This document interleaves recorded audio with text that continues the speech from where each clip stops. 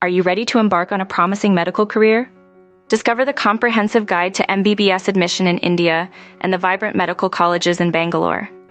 To pursue MBBS in India, candidates must have completed their 10+2 or equivalent examination with physics, chemistry, biology, biotechnology, and English as mandatory subjects.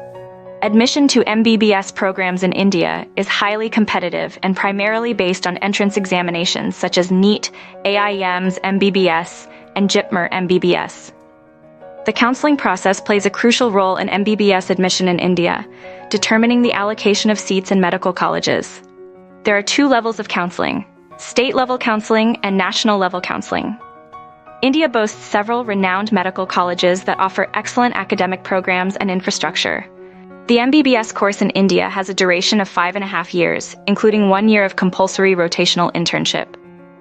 The tuition fees for MBBS programs in India can vary significantly depending on the institution, its location, and whether it is a government or private college. Various scholarships and financial aid options are available for MBBS programs to support deserving and meritorious students. Embark on your journey to a promising medical career with MBBS admission in India.